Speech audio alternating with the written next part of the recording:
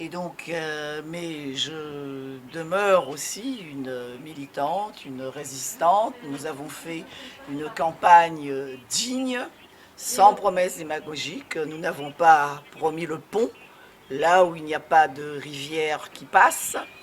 Et donc, ce qui nous inquiète un peu, c'est parce que lorsque l'on dit qu'il va y avoir 800 personnes que l'on va mettre à la porte, je demande quand même à tout ce monde-là de prendre garde. Et d'autant que nous avons, pendant 6 ans, nous avons géré cette commune. Nos finances sont des finances qui sont des finances saines. Nous avons beaucoup travaillé, nous avons investi. Investir, c'est aussi créer des emplois, nous l'avons fait. Nous avons commencé à... pour la crise du logement qu'il y a sur Saint-Paul, nous avons aussi beaucoup travaillé. Nous avons aménagé cette ville. Depuis 30 ans, il n'y avait pas de pluie. Et nous l'avons fait. Et donc, c'est un beau bilan. Et nous acceptons, évidemment, hein, mais je ne suis pas sûr que nous, qui avons fait une campagne extrêmement digne, que cela a été la même chose pour nos adversaires. Alors nous nous réservons d'entreprendre un certain nombre de formalités. Ben, écoutez, moi je suis une démocrate. Toute ma vie je me suis battue pour la démocratie et la liberté.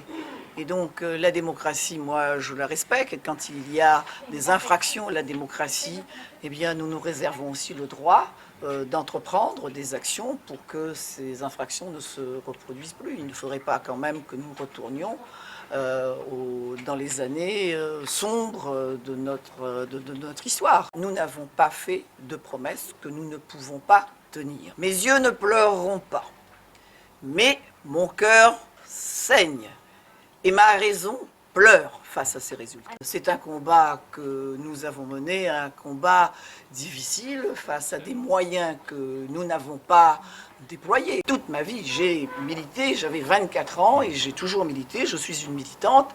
Jamais je n'ai utilisé un certain nombre de moyens que j'ai vus déployer au cours de cette campagne. Ça ne m'étreint pas la peur. J'ai peur pour Saint-Paul. Vous savez, il y a un livre qui a été écrit par Alain Patton qui s'appelle « Pleure, ô mon pays bien-aimé ». Je pourrais dire « Pleure, ô mon Saint-Paul bien-aimé ».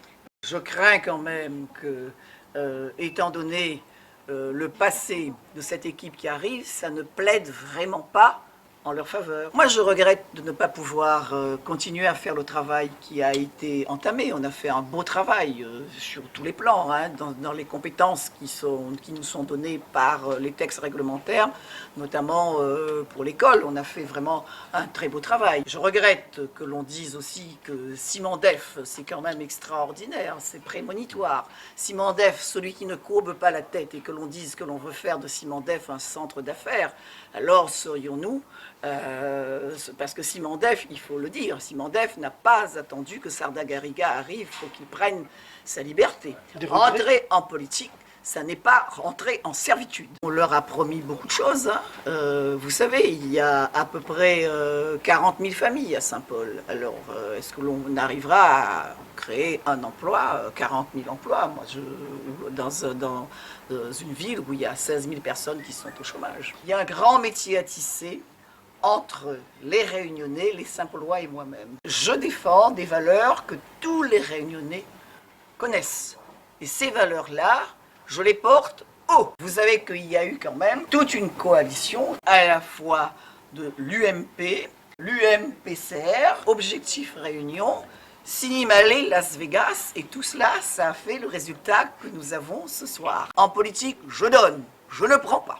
Lorsque l'on dit que l'on n'a rien fait, regardez tous les quartiers de Saint-Paul pour voir tout ce que nous avons fait. Lorsque nous sommes arrivés, 48% de nos écoles étaient hors d'état. Nous avons aujourd'hui des écoles modernes, des écoles du 21e siècle, des écoles qui sont informatisées, des écoles où il y a des tableaux numériques. Nous avons acheté des livres. Nous avons une médiathèque où il y avait 69 000 prêts, où il y a aujourd'hui 390 000 prêts. Il y a un vrai besoin. Lorsque vous entrez dans une maison et que vous voyez une jeune fille de 16 ans qui est en première L, qui fait latin, qui fait espagnol, qui fait anglais, qui fait français, et qui est pauvre, et que dans sa maison, vous avez une liste de livres, vous avez 10 € à lire, vous avez tous les philosophes des Lumières, vous avez Voltaire et le procès Calas. Alors, ces gens-là qui veulent supprimer la médiathèque, il faudrait que les Réunionnais baissent la tête, qu'ils soient dans l'ignorance absolue. Ça n'est pas ce que nous voulons. On est capable de le faire et nous croyons en cela. Je remercie tous les électeurs qui nous ont fait confiance. Je les remercie de tout mon cœur. Et ça va être vraiment pour l'avenir quelque chose d'extrêmement productif. Du fond du cœur, pour toute la liste que nous avons conduite, au nom de tous ceux qui sont sur cette liste, merci infiniment, nous nous retrouverons, je serai toujours à vos côtés. L'égalité dans notre société, et pour que notre société soit plus fraternelle. Moi, je suis une infatigable combattante, et vous le voyez bien. Et je pense que ce qui se passe ici à Saint-Paul, c'est important pour les Saint-Paulois, mais c'est également important pour tous les Réunionnais.